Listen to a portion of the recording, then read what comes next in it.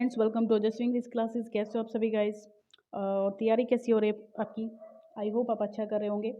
चलिए फ्रेंड्स, आज का सेशन हमारा 122 है और गाइस बहुत बिजीनेस रहती है, लेकिन फिर भी चाहती हूँ कम से कम एक क्लास आपको डेली बेसिस पे दे पाऊँ। चलिए देखते हैं क्या खास है आज के सेशन में। अगर पहली बार आप मेरे चैनल पर विजिट कर रहे हैं तो गाइस सब्सक्राइब कर लीजिए सबसे पहले, और लाइक और शेयर वीडियो को ज़रूर करिएगा। एक प्यारी सी कमेंट भी दे दीजिएगा अगर हो सके तो, ठीक है। चलिए देख लेते हैं पहला क्वेश्चन क्या है।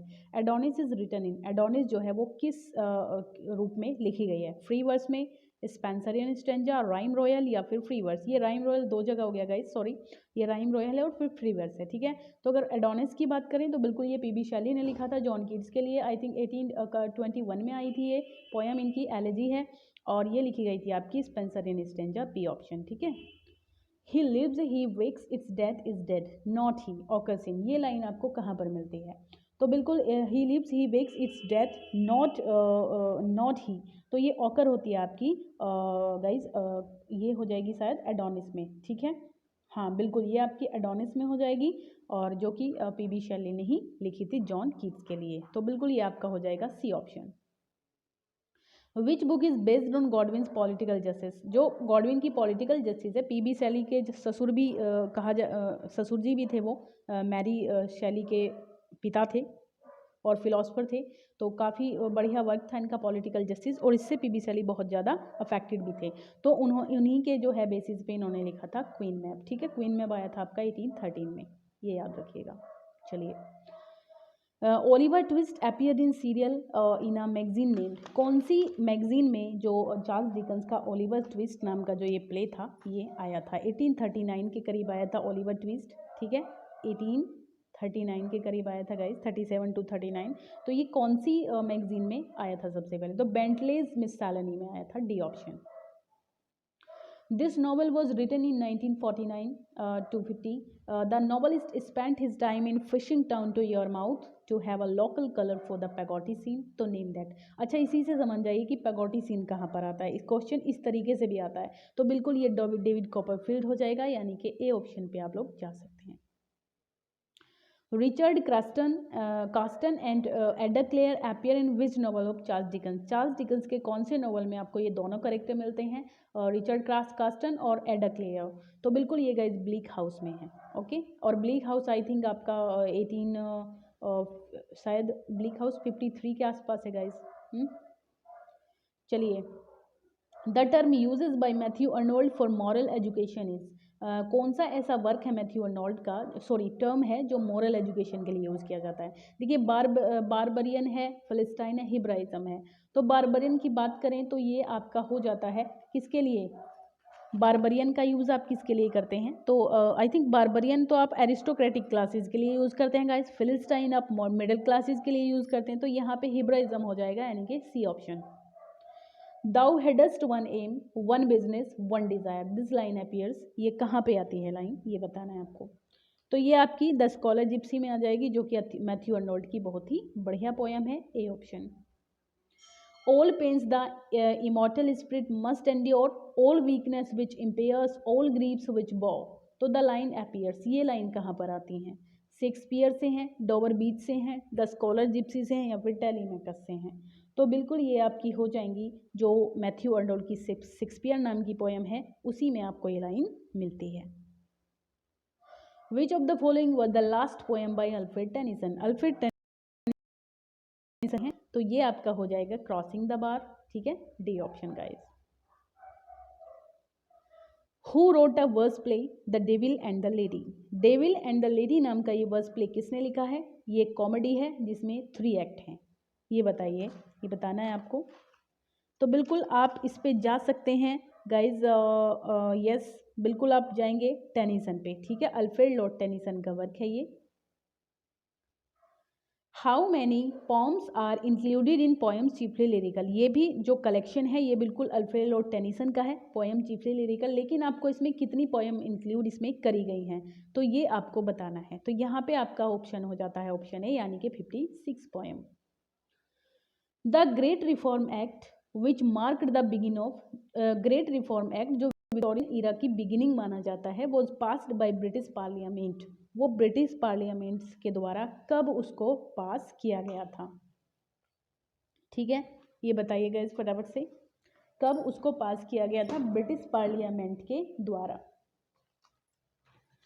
तो ये आप कहाँ जाएंगे गाइज, ये बिल्कुल आप जा सकते हैं ऑप्शन आई थिंक ये आपका हो जाएगा बी, यानी कि 1832। The new classical age in English literature is also called age, जो न्यू क्लासिकल एज है उसको और किस नाम से जाना जाता है, जैकोबियन, रेस्टोरेशन, प्यूरिटन या फिर अगस्टन। तो बिल्कुल आप अगस्टन एज के नाम से, न्यू क्लासिकल पीरियड आपका 1660 से लेकर, वन सेकेंड गाइज, ओके 16 मैं बता दूं आपको कि 1660 से लेकर जो रेस्टोरेशन पीरियड है, सॉरी न्यू क्लासिकल पीरियड है, वो 1785 तक रहा। ठीक है, 1785 तक रहा।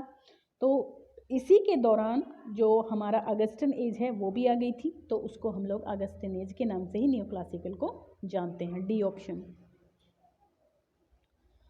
The great Indian novel is written by, great Indian novel is written by Vikram Seth, Shashi Tharoor, V S. Naipaul, Salman Rushdie, किसके द्वारा इसको लिखा गया था। तो ये बिल्कुल आपका जो ऑप्शन है ये बनता है गाइज ऑप्शन नंबर बी, यानी कि शशि थरूर के द्वारा इसको लिखा गया था। बी ऑप्शन पे जा सकते हैं। The Chitra Banerjee Divakaruni's latest book published in 2019 में इनकी एक लेटेस्ट बुक पब्लिश कराई गई थी, तो क्या नाम था उसका, the Palace of Illusions, the Forest of Enchantments, the Mistress of Spices या फिर Before We Visit the Goddess. तो कौन सा इसमें से हो जाएगा। तो ये बिल्कुल आपका जो ऑप्शन है ये बी बनता है, द फॉरेस्ट ऑफ एन्चेंटमेंट्स, यानी कि बी ऑप्शन आपका हो जाएगा। The new medicine prevents the, यहाँ पे आपको प्रीपोजिशन डालनी है, तो कौन सी प्रीपोजिशन यहाँ पे सही हो जाती है। The new medicine prevents the virus to growing, from growing या फिर इन या फिर बोथ, 4 हो जाएगा। कौन सा यहाँ पर आप लोग करेंगे टिक। तो ये जो है ऑप्शन सी हो जाएगा, यानी कि ऑफ। ठीक है, नहीं सॉरी ऑफ तो होगा ही नहीं, फ्रॉम होना चाहिए, फ्रॉम होना चाहिए बिल्कुल, बी ऑप्शन होना चाहिए, फ्रॉम ग्रोविंग। ठीक है, it was very generous, generous के साथ ऑफ आएगा आपका, है ना, generous of you to offer to help me, of आ जाएगा, C option. Jawaharlal Nehru was the brain dash the project and it gave a Philip dash the relations dash the two countries। तो यहाँ पे देखिए कौन कौन सी आपकी प्रपोजिशन फिल करी जा सकती हैं। इन, ऑन, अबाउट है, फॉर, फ्रॉम, टू है, टू बिहाइंड, बिटवीन है या फिर बिहाइंड टू बिटवीन है। तो in brain in the project and gave a flip on the relations, about नहीं, तो रिलेशंस तो बिटवीन की बात हो जाएगी इसमें, तो बिटवीन टू कंट्रीज होना चाहिए, तो ए बी तो वैसे ही कट गए। तो आपका to brain to the project and it gave a fillip behind the relations, तो यहाँ पे बिहाइंड पहले आएगा या टू बाद में आएगा, ये आपको देखना है। तो बिल्कुल यहाँ जो है वो डी ऑप्शन आपका सही हो जाएगा, बिहाइंड यहाँ पे आपका पहले आएगा, यानी कि behind the project and gave a fillip to the relations between the two countries, यानी कि ये डी ऑप्शन हो जाएगा आपका। चलिए 20 क्वेश्चन है कैरी आउट, ये फ्रेजल वर्ब्स हैं कुछ, तो इनका कैरी आउट का मतलब बताना है। तो कैरी आउट का मतलब होता है टू एग्जीक्यूट। ठीक है, टू एग्जीक्यूट हो जाएगा, यानी कि ए ऑप्शन हो जाएगा आंसर, टू एग्जीक्यूट हो जाएगा। क्यों टू एग्जीक्यूट का मतलब क्या होता है।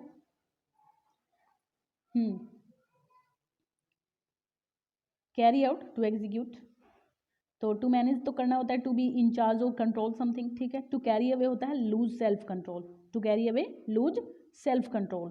टू हैपन का मतलब होता है to be what something somebody experiences, तो यहाँ पे हो जाएगा आपका ये।